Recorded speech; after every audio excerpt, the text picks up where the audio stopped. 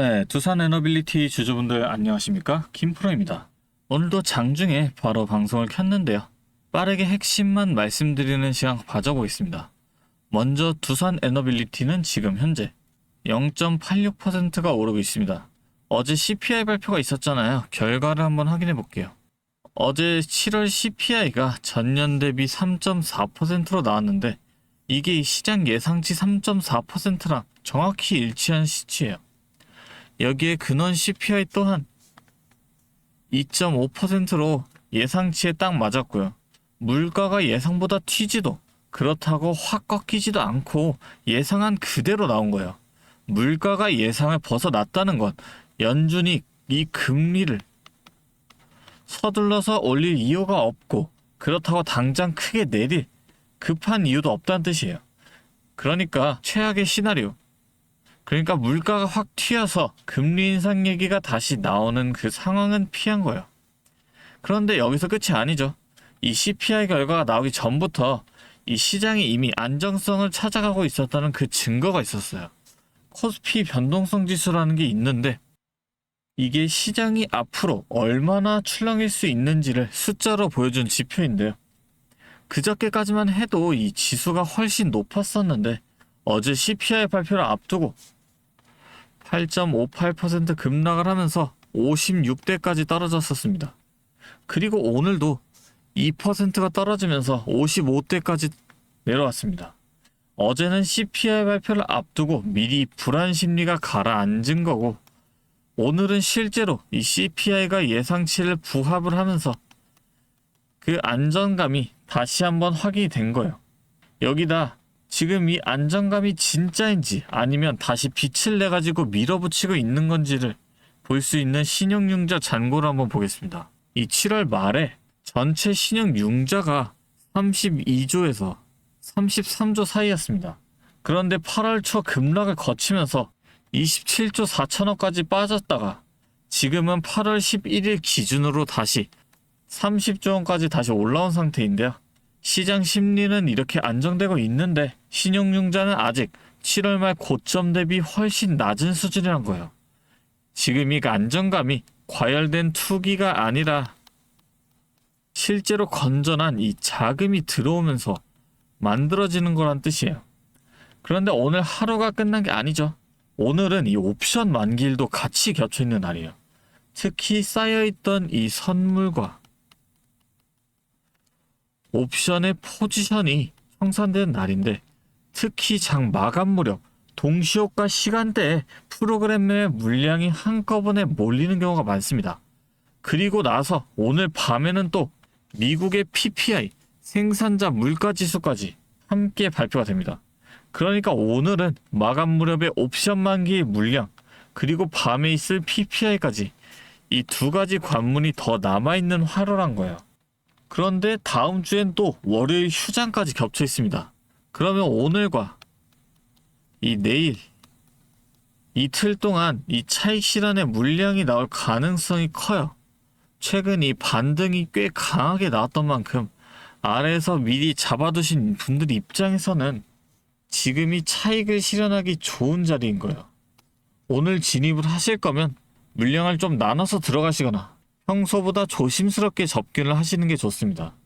그래서 오늘은 두산 에너빌리티의 자체 흐름은 어떤지 차트로 같이 확인을 해보고 우리가 어느 시점에서 어떻게 대응하는 게 좋을지까지 말씀을 드려볼까 합니다.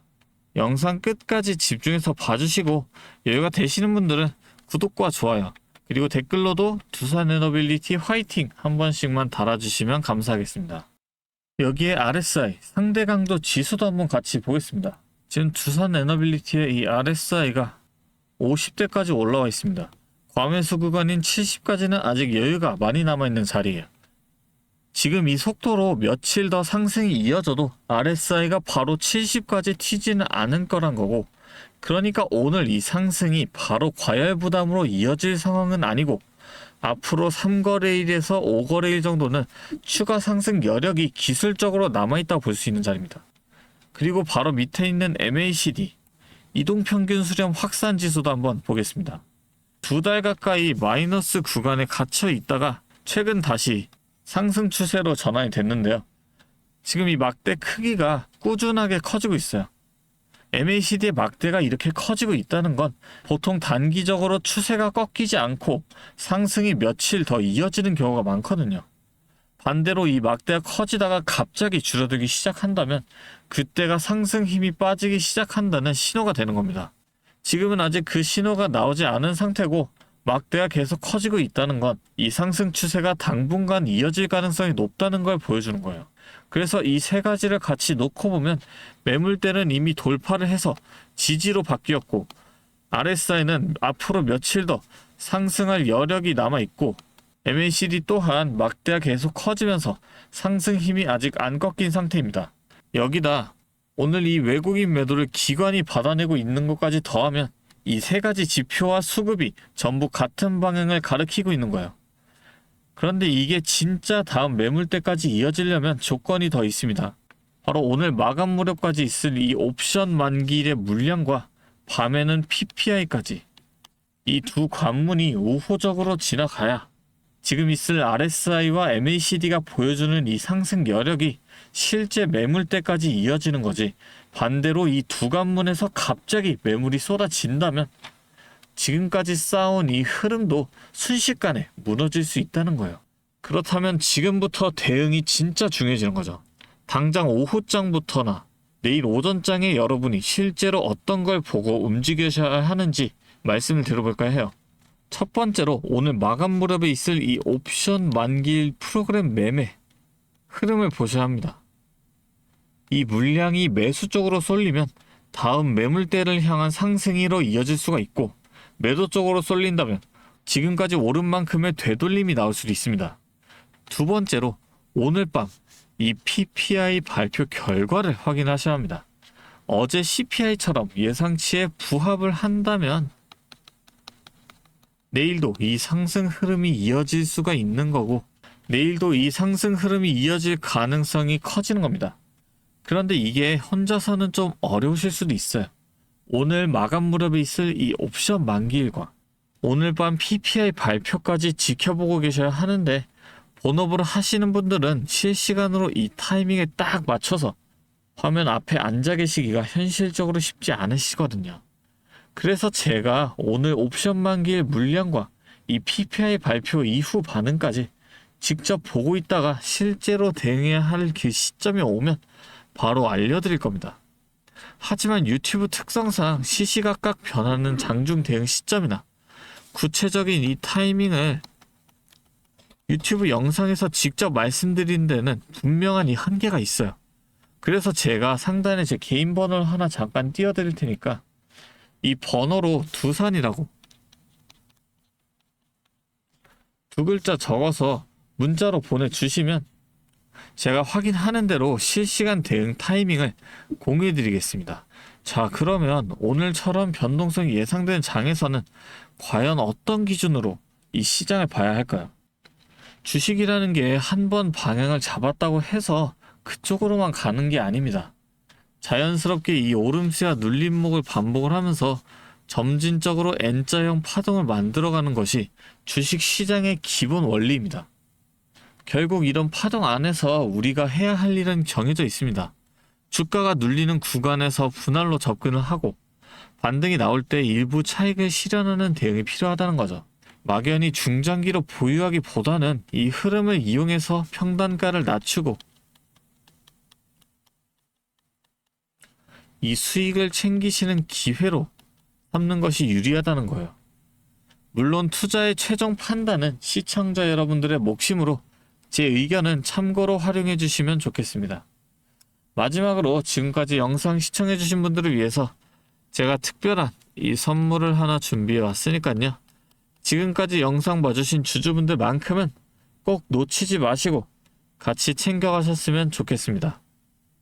자, 오늘 제가 준비한 선물은 요즘 굉장히 핫한 이 AI와 관련된 종목인데요. 자, 그런데 이 AI가 사용되는 곳이 굉장히 또 많고 용량도 크다 보니까 전기가 부족해져서 이 전력난이 상당히 심각하다는 겁니다. 이게 어느 정도냐면 이 데이터 센터가 쓰는 전기량이 우리나라 전체 사용량의 2배가 넘는다는 거죠. 그래서 이 데이터 센터 기업들이 가장 먼저 해결해야 하는 숙제가 바로 이 전력난을 해결하는 겁니다. 자, 그런데 이 전력난을 해결하려고 발전소를 더 지으려면 이 10년이 넘는 시간이 걸리는데 당장 내일 전기가 모자란데 10년은 너무 길죠. 그래서 오늘 가져온 게 가상발전소인데요. 이 가상발전소는 정부와 기업도 큰 관심을 보이는 핵심 사업이라는 겁니다. 그러면 이 가상발전소는 뭘까요? 실제로 발전소를 짓는 게 아니라 여기저기 흩어져 있는 전기들을 네트워크로 묶어서 하나의 발전소처럼 통합 관리하는 시스템인데요. 예를 들어서 전기차 배터리에 남은 전기를 전력망에 다시 팔아서 수익을 낼 수도 있는 겁니다. 이런 식으로 전국의 남은 전기들을 AI가 모아서 마치 하나의 거대한 발전소처럼 운영하는 거죠. 사실 지금까지는 전기를 절약해야 한다, 이렇게만 생각했잖아요. 그런데 이 조건 자체를 바꿔버린다는 겁니다. 이 발전소를 무작정 지을 수 없다면 있는 전기를 얼마나 효율적으로 쪼개서 쓸 수 있느냐가 핵심이 된 거예요. 이게 바로 이 가상발전소가 앞으로의 시장을 지배할 수밖에 없는 이유가 되는 겁니다. 이미 테슬라에서는 일본에서 가상발전소 사업을 전국으로 확대했고요. 우리나라 정부도 제주도에서 이미 시범 사업을 운영하는 중이죠. 결국에는 이 가상발전소, 즉 VPP 사업이 미래의 핵심 사업으로 자리 잡을 수밖에 없는데요. 제가 이 중에서도 무려 5년 전부터 이 가상발전소를 준비해온 특정 종목 한 가지를 가지고 왔습니다. 이 기업은 다른 경쟁사들이 이제 막 가상발전소 사업에 뛰어들 때 이미 5년 전부터 대기업들과 인프라 구축을 마쳤고, 범용성 또한 한 가지에 묶여 있는 게 아니라 아파트, 상가, 공장, 그리고 전기차 충전소까지 서로 다른 에너지를 컨트롤하는 독보적인 통합제어 기술을 이미 갖추고 있다는 겁니다.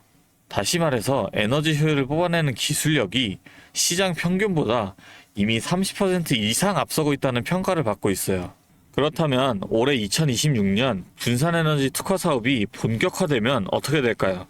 이 기업의 소프트웨어가 전국에 깔리게 되는 압도적인 점유율을 예상해 볼 수 있겠죠. 그렇다면 우리는 남들보다 한 발 앞서서 이 수익의 길목을 지키고 있어야 큰 수익을 가져간다는 겁니다. 자, 제가 지금 정말 공들여서 분석한 이 종목 정말 궁금하시죠? 지금 화면에 보이시는 이 번호 010-3436-7531로 선물이라고 두 글자 적어서 문자 보내주시면 제가 확인하는 대로 분석한 리포트와 함께 종목명까지 바로 공유해 드리도록 하겠습니다. 제가 드리는 이 선물로 우리 구독자분들이 조금 더 여유있고 성공적인 투자 이어나가셨으면 좋겠고요. 지금까지 긴 영상 시청해 주셔서 감사합니다. 김프로였습니다.